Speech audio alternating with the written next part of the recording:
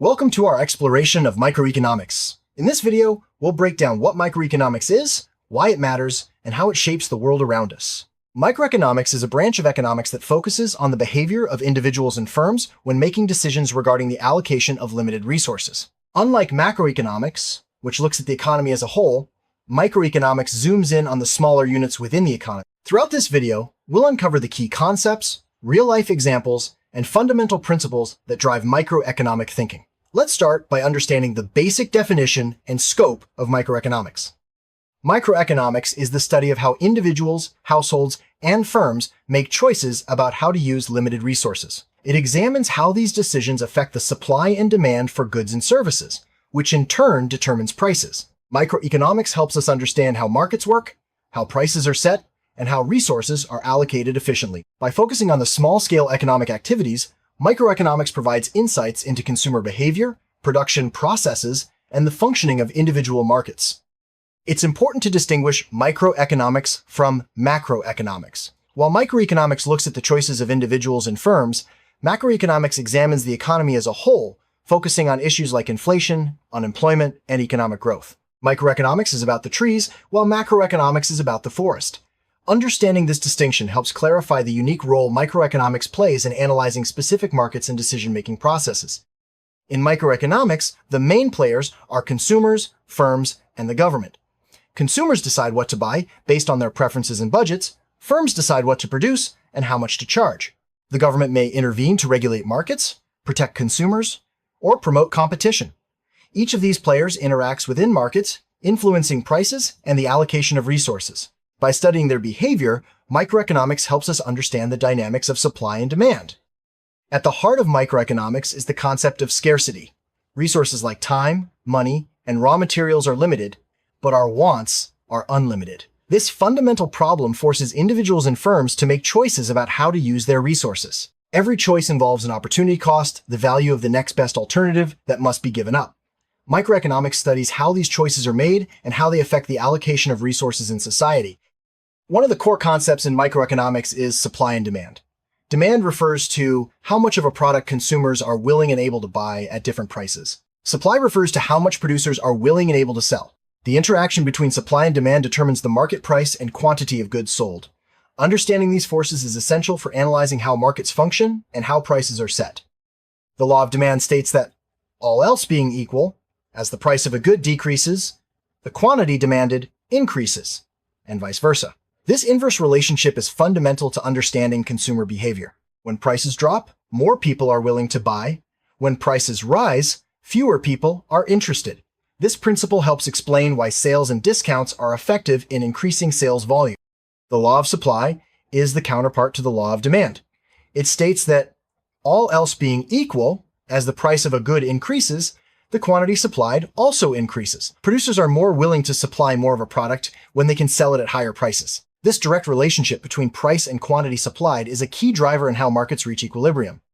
Market equilibrium occurs when the quantity demanded equals the quantity supplied at a certain price. At this point, the market is balanced, and there is no tendency for the price to change. If the price is above equilibrium, there will be a surplus. If it's below, there will be a shortage. Understanding equilibrium helps explain how prices adjust in response to changes in supply or demand. Consumer choice theory explores how individuals decide what to buy given their limited income. It examines preferences, budget constraints, and the trade-offs consumers face. By analyzing how people maximize their satisfaction, or utility, microeconomics helps explain patterns in consumer behavior and demand for different products. Utility is a key concept in microeconomics, representing the satisfaction or happiness a consumer derives from consuming goods and services. The goal of consumers is to maximize their total utility given their budget constraints. This concept helps explain why people make different choices and how they allocate their resources among various options. Marginal utility refers to the additional satisfaction gained from consuming one more unit of a good or service. As consumers consume more of a product, the marginal utility typically decreases, a concept known as diminishing marginal utility. This principle helps explain why consumers are willing to pay less for additional units and how demand curves are shaped.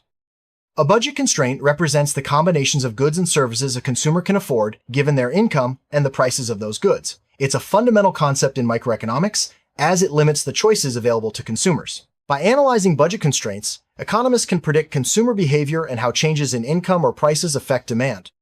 Microeconomics also studies how firms decide what to produce and how much to produce. Production theory examines the relationship between inputs like labor, capital, and raw materials and outputs. Firms aim to maximize profits by minimizing costs and efficiently using resources. Understanding production and costs is essential for analyzing supply and firm behavior. Firms face different types of costs, including fixed costs, variable costs, and total costs. Fixed costs do not change with the level of output, while variable costs increase as production rises. Total cost is the sum of fixed and variable costs. Understanding these distinctions helps firms make decisions about pricing, production, and profitability. In microeconomics, the short run is a period during which at least one input is fixed, such as factory size.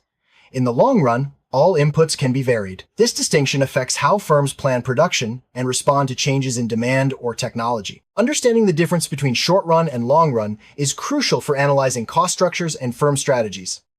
The primary goal of most firms is to maximize profit. Profit is the difference between total revenue and total cost. Firms analyze marginal cost and marginal revenue to determine the optimal level of output. When marginal revenue equals marginal cost, profit is maximized. This principle guides firms in making production and pricing decisions. Microeconomics studies different types of market structures, including perfect competition, monopoly, monopolistic competition, and oligopoly. Each structure has unique characteristics that affect pricing, output, and competition. Understanding market structures helps explain how firms behave and how markets function under different conditions. In a perfectly competitive market, there are many buyers and sellers, and no single participant can influence the market price. Products are identical, and information is freely available. Firms are price takers, meaning they accept the market price. This structure leads to efficient resource allocation and minimal profits in the long run. A monopoly exists when a single firm controls the entire market for a product with no close substitutes. The monopolist can set prices and output levels, often leading to higher prices and lower output compared to competitive markets. Monopolies can result from barriers to entry, such as patents or resource ownership. Monopolistic competition features many firms selling similar but not identical products. Each firm has some control over its prices due to product differentiation. Examples include restaurants, clothing brands, and consumer electronics. This structure leads to competition based on quality, branding, and features, not just price. An oligopoly is a market structure dominated by a few large firms. These firms may collude or compete, and their decisions can significantly impact market prices and output. Examples include the automobile and airline industries. Oligopolies often feature barriers to entry and strategic behavior among competitors. Sometimes, markets fail to allocate resources efficiently. Market failures can occur due to externalities, public goods, or imperfect information. When markets fail, government intervention may be necessary to correct inefficiencies and promote social welfare. Understanding market failures is crucial for evaluating the role of policy in microeconomics. Externalities are costs or benefits that affect third parties who are not involved in a transaction. Negative externalities, like pollution, impose costs on others, while positive externalities, like education, provide benefits. Microeconomics studies how externalities lead to market failures and how policies like taxes or subsidies can address them. Public goods are goods that are non-excludable and non-rivalrous, meaning one person's use does not reduce availability for others, and no one can be excluded from using them. Examples include national defense and public parks. Because markets may underprovide public goods, government intervention is often required. Imperfect information occurs when buyers or sellers lack full knowledge about a product or market. This can lead to poor decision-making and market inefficiencies. Examples include used car markets or health insurance. Microeconomics analyzes how information problems affect markets and what can be done to improve outcomes. The government plays a vital role in microeconomics by regulating markets, providing public goods, and correcting market failures. Policies such as taxes, subsidies, and regulations are used to influence economic outcomes. Understanding the government's role helps explain how public policy can improve market efficiency and promote social welfare. Taxes and subsidies are tools used by governments to influence market outcomes. Taxes can discourage undesirable activities, like pollution, while subsidies can encourage beneficial activities, like renewable energy. Microeconomics studies how these policies affect prices, production, and consumption. Price controls, such as price ceilings and price floors, are government-imposed limits on how high or low a price can go. Price ceilings, like rent control, prevent prices from rising above a certain level, while price floors, like minimum wage, prevent prices from falling below a certain level. These controls can lead to shortages or surpluses. Elasticity measures how much the quantity demanded of a good responds to changes in price. If demand is elastic, a small price change leads to a large change in quantity demanded. If demand is inelastic, quantity demanded changes little with price. Elasticity helps firms and policymakers predict the effects of price changes. Elasticity of supply measures how much the quantity supplied responds to changes in price. If supply is elastic, producers can increase output quickly when prices rise. If supply is inelastic, output changes slowly. Understanding supply elasticity is important for analyzing how markets adjust to shocks or policy changes. Consumer surplus is the difference between what consumers are willing to pay for a good and what they actually pay. It represents the extra benefit consumers receive from purchasing at a market price lower than their maximum willingness to pay. This concept helps measure the welfare benefits of market transactions. Producer surplus is the difference between the price producers receive for a good and the minimum amount they are willing to accept. It represents the extra benefit producers gain from selling at a market price higher than their minimum acceptable price. Producer surplus, like consumer surplus, is a measure of market welfare. An efficient market maximizes total surplus, which is the sum of consumer and producer surplus. In perfectly competitive markets, resources are allocated efficiently and total welfare is maximized. Market failures, however, can lead to inefficiency and lost welfare. Microeconomics analyzes how to achieve and maintain efficiency. Microeconomics also examines how income and wealth are distributed among individuals and groups. Factors like education, skills, and market power influence income distribution. Policymakers use tools like taxes and transfers to address inequality and promote fairness. Understanding distribution helps explain social and economic outcomes. Labor markets are where workers offer their skills and employers seek to hire. Wages are determined by the supply and demand for labor. Microeconomics studies how factors like education, experience, and working conditions affect labor, supply, and demand, as well as wage levels and employment.